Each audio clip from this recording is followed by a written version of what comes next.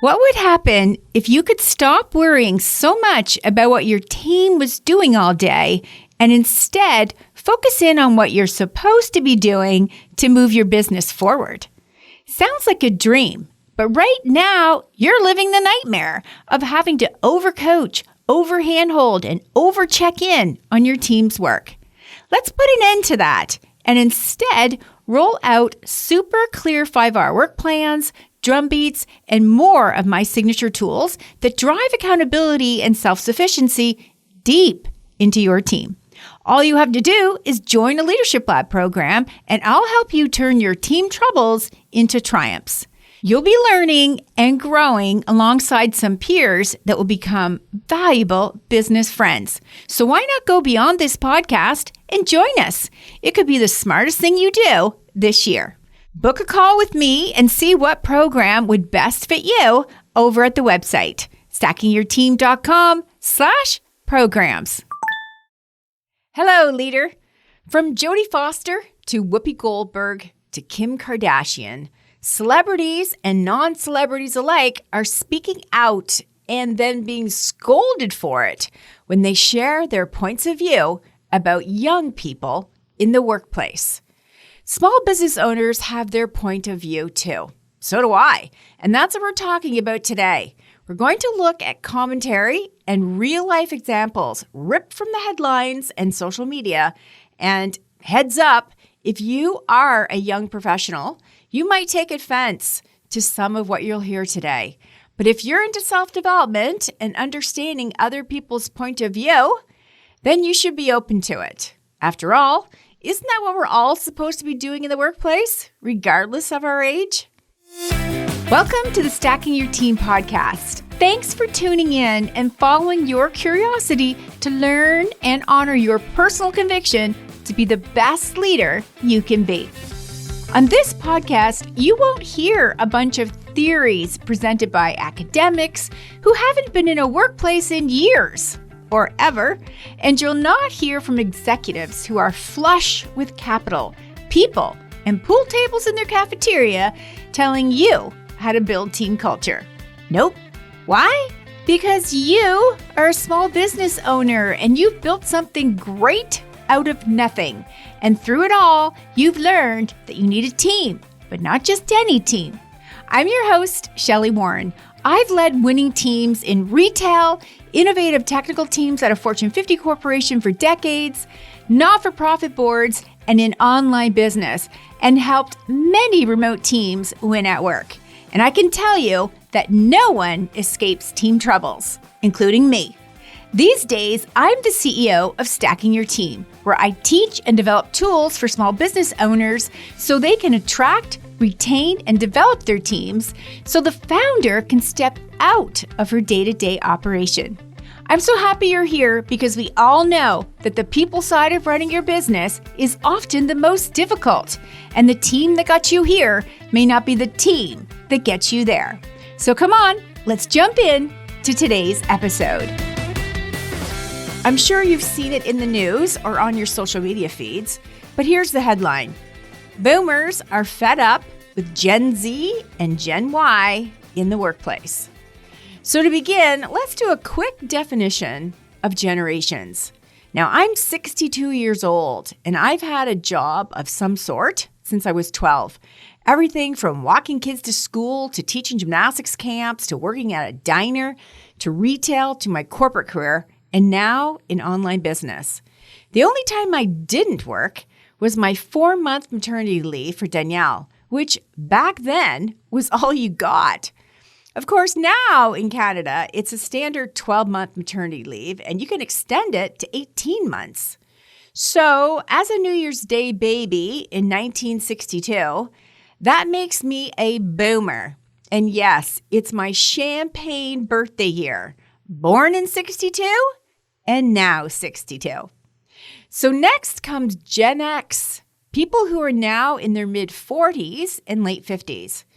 Then we have Gen Y, normally referred to as millennials, who are now in their late 20s up into their early 40s. Then we have Gen Z, who are now teenagers to their mid-20s. And of course, we have our newest generation known as Alpha, who were born in 2010 up until now. So what generation are you from? I know sometimes it feels like you may have one foot in one generation with the other in a different one, depending on your birth date and your personality. I get that. Sometimes I feel like a boomer, but there are many times I feel more like a Gen X. I guess it's because I'm still very much involved in the world of work, when most people my age have retired or they're getting ready to retire. And I feel like I'm just getting started, so I don't fit the norm. But for today, choose your most likely generation. And if you are a Gen Y or Gen Z, take a listen to how your different viewpoint on work and life is disrupting small businesses everywhere. And it's not all bad, but it's sure worth looking into. Here are some recent events that have not gone unnoticed. Jodie Foster called Gen Z annoying in the workplace, causing a stir on social media. The 61-year-old actor shared her thoughts on Generation Z in an interview with The Guardian, which was published on January 6th of this year, where she said, "They're really annoying, especially in the workplace." She goes on to say, "Or in emails, I'll tell them, 'This is all grammatically incorrect. Did you not check your spelling?' And they're like, 'Why would I do that? Isn't that kind of limiting?'" In a recent visit to the Jimmy Kimmel Show, he asked her about it and she confirmed it. She also confirmed her Gen Z sons, who are now in their mid-20s, were not thrilled about her comments in that article either. And she also said that this generation learned that they can say no, and we didn't have that kind of freedom. She went on to tell a few stories about how she did not feel comfortable to speak up. You see, she started her career in film and TV at the age of 3. Yeah, 3. Can you imagine? And back then, there certainly was not the level of support that young actors have today. So that's a fact. As someone who is her age, I get it. We were not encouraged to say no to anything. We were encouraged to go along, to get along, and certainly not to create any kind of disruption or scene at work. Jodie Foster's comments have received a barrage of negative backlash on social media. One employer and supporter of Gen Z expressed online, "My Gen Z employees are at work on time and deliver on their tasks and objectives. Maybe Jodie's just a bad boss and can't communicate what someone's role, responsibilities, and objectives are for the workday. You know, bad management always blames everyone but themselves for issues in the workplace." Now, there could be some truth to this. Last week's episode 304, I titled, "Stop with the BS Excuses and Start Leading Your Team," calls this out directly. Because too often business owners think everything is intuitive for their team members. And for some it is. But for most people, it's not. Which is why I'm such a stickler with my clients for providing 5-hour work plans and start, stop, continue feedback regularly. It puts everything in black and white, essentially putting an end to those gray zones that can be so cloudy because expectations are all open to individual interpretation. And what research shows is true. Gen Z has been unfairly judged and given a bad rap for being too tech-obsessed, too sensitive, and lacking in social skills. And there is some truth to that. But did you know that Gen Z is the most diverse generation in U.S. history? Yeah, those 20-somethings are super comfortable with any kind of device or software or digital system, and they have friends from all over the world. Blended families are more than normal, but what's become even more frequent is that their lifestyle is built on their family of choice. No one is biologically connected, but they're deeply connected through shared emotional experiences. They form their own family structure where they feel they belong and they are better for it. Here are a few more interesting facts. Last year, Whoopi Goldberg, who is, by the way, 68, you might know her from a few of her popular movies, the original Color Purple and Ghost. And of course, more recently, the daily TV show The View. She came under scrutiny for blaming the financial issues faced by younger generations on their poor work ethic and laziness. She said, "I'm sorry, but if you want to work 4 hours, it's going to be harder for you to get a house." Well, I don't care how old you are. There's truth in that, especially in light of the housing shortage in the US and Canada. And how about those price tags being slapped on those scarce properties? No doubt, this is impacting the more popular strategy of young professionals to opt out of owning a property and instead lean into the rental property game as they work remotely from around the world. All good until the landlord informs you that your short-term lease is up soon and they will not be renewing it with you because they need it for their own young professional to move into. And can we ever forget that time when Kim Kardashian drew criticism for similar comments she made to Variety in 2022? When she responded to a question about advice for young women in the business sector. And I'll tone it down here for this podcast, but she said, "I have the best advice for women in business," she told the publication and the camera. "Get your bleeping butt up and work. It seems like nobody wants to work these days." So let's get right to the point. Every single generation has complained about coworkers who don't cut it and who are incredibly annoying because they're being overpaid for what they contribute. This is super rampant in corporate because underperformers can typically hide or go unnoticed for longer periods of time. And age isn't even a factor. I can remember when I was in my early 20s complaining about the old people at my work who, when I think back on it now, were likely in their 40s. Oh my gosh. Yeah, that's so old. But I found them incredibly annoying for a million reasons that I thought I was justified in listing off with my friends over cocktails on a Friday night. The peer-to-peer complaining is still happening, and it looks like this. Peers are picking up their slack, fixing their mistakes, and taking over projects that are not meeting standards and generally trying to coach them towards success. But it all hinges on the person's willingness to be coachable and then take action on what they just heard. You know, I remember often having these conversations a lot back in my corporate career about some of my own team members. And believe me, it was definitely a mix of ages. But the common denominator was lack of drive and lack of commitment. It went something like this. "He's great when he's here. If I could just get him here more often." Or, "She's actually really good when I check in with her 3 or 4 times a day." Or, "He can be brilliant when he's on, but he's off more than he's on." But in the world of small business, we simply don't have the luxury of long on-ramps for training and qualifying new team members. And we don't have HR departments and training departments to oversee attendance issues, attitude problems, or performance outages. Nope. It's all up to the business owner and their leadership team if they've designed that level of help and ownership into their team structure. Now, hold up. I can hear some of you getting miffed at me for brushing past the current mental health crisis that we're seeing around the globe with our young people. I'm not. I'm simply pointing out the current state in the workplace. And yes, the mental health crisis is definitely impacting the workplace. The Financial Post shared that Canadian insurance companies paid $650 million for mental health claims in 2022.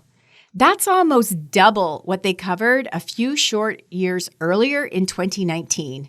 And it's a fact, smaller teams can also mean employees are shouldering much larger workloads with less slack built in for vacation or if someone calls in sick. Small businesses are aware that they need to support struggling team members, but often don't have the funds or the structure of a formal mental health strategy in place. So workplace mental health, it is a big deal. And I've been there twice. Once in my corporate career, where I dropped down to less than 100 pounds, and again in the online space, where where I ballooned up to over 160 pounds, complete with high blood pressure and raging type 2 diabetes. I put myself dead last, thinking that if I just did one more thing really well, hit one more revenue milestone, or created one more asset for the business, I'd be rewarded and feel great about that. But what I learned the hard way is that it doesn't work like that. Here's another recent development. You must have heard about Elmo doing his own mental health check-in with his fans. In a recent People magazine article, it captured the gist of what he did, so I'll recap it for you here. One of Sesame Street's friendliest faces did an online check-in, and it didn't quite go as expected as he thought. Elmo tweeted on X, formerly Twitter, "Elmo is just checking in. How's everyone doing?" The replies and quote tweets blew up with responses ranging from grim to humorous as everyone realized that the end of January had felt like a tough time at large. At this time, the tweet is coming in well over 200 million views. "Elmo, life is hard," one person replied. Another added, "Not great, Elmo, not great." Soon, more Sesame Street characters began chiming in, sharing their support for the many overwhelmed people who responded to Elmo's original tweet. Cookie Monster wrote, "Me here to talk it out whenever you want. Me will also supply cookies. #emotional well-being." The online moment, which went from chaotic to heartwarming, sent people a bigger message about mental health. Even CNN invited Elmo and Samantha Moulton, representing the brand Sesame Street, to come on and talk about it. We definitely seem to be in a mental health crisis, and it's spilling over into our homes, classrooms, and workplaces. So what should a small business owner do when she feels that her young professionals are not equipped well for the world of work? Now, I want to preface this with the fact that I personally have worked with many young professionals that are stellar. I've had many paid interns in my corporate role. I've been surrounded with incredible young people who had a big impact on my not-for-profit board roles. And I'm currently coaching a few young professionals in my local city who are all under 35, and each of them are on their way to a very fulfilling career. I'm also working with someone here at Stacking Your Team who's in her late 20s, and she continues to impress the heck out of me. Inside the Leadership Lab Team Leader Program, we have people from various backgrounds and various industries, but the common denominator is that their leader enrolled them into that program to show each of them how committed she is to their success in their leadership role that they have within her small business. Most of them are taking advantage of the trainings and the live calls and wouldn't dream of missing anything. Others are disinterested and disengaged, and that's a sheer sign to their CEO that investing in them was a great idea. But if they have to be reminded, nudged, or pushed into career development opportunities, it's not worth their time or the money. Now, from where I sit, the dilemma of what young professionals get wrong about knowing their value in the workplace, especially in small business, I see it from two different sides. One side is the CEO. She's frustrated that not all of her young professionals are going to be long-term fits. It's a big expense. She's hired them, onboarded them, trained them, and now it's looking like not all of them will be around for too long. Either they'll quit or she'll have to terminate them. There are a number of reasons why. Here are a few. Attendance issues, pushback on doing tasks that they would prefer not to have to do, excessive errors or tasks half completed, needing someone else to take it over the finish line, often a peer, sometimes the CEO herself, and the generalization that everything needs to be pointed out to them, meaning it's not obvious for them to see, notice, recognize, or connect the dots and see what needs to be done to stay on track, or stay ahead, or stay open for business. In other cases, the person has so much potential, but lacks the confidence to make decisions and move ahead without excessive reassurance and handholding. That's a big problem in small business because there's just not the luxury of lavish timelines to make things happen or care for clients and customers. On the other side, I hear from young professionals themselves that not all of them are happy at work. There are a number of reasons why. Here are a few. First of all, they feel that they're not being promoted quickly enough, and there's less of a sense of loyalty to any one employer, meaning they'll move from one job to another to get the pay level, title, and perks that they want. They're very comfortable to get a fresh start at a different company, over and over again, if that's what it takes, to make a significant pay increase within a shorter period of time. This is very different from their Gen X coworkers, those people who are in their 40s, who were conditioned to work up and into their promotions and additional responsibility, collecting experiences and skills in a business that they feel that they've had a hand in building. They like being part of the history, leaving their stamp on the business and influencing how the business or the team has grown. This causes friction between them and their younger coworkers because they don't understand the lack of loyalty to the company who hired them and the peer group that they belong to. Another point to consider is that our younger professionals are coming out of post-secondary school with a load of debt that the rest of us have not typically been saddled with, and that makes it difficult for them to think about anything else but making enough money to pay it off and live at the same time. So in comparison, older coworkers started out in the world of work wanting to get their foot in the door, get settled, get a solid reputation, and get saving for a home, a nice vehicle, and start a family, and of course be able to afford an annual vacation or two. They took the time to learn how to get promoted and positioned themselves well to be considered for each new move, either up or out. Whereas younger people are wanting to move up the compensation ladder by crisscrossing rungs, but don't always understand the process and can be frustrated with the fact that they have to abide by a process at all.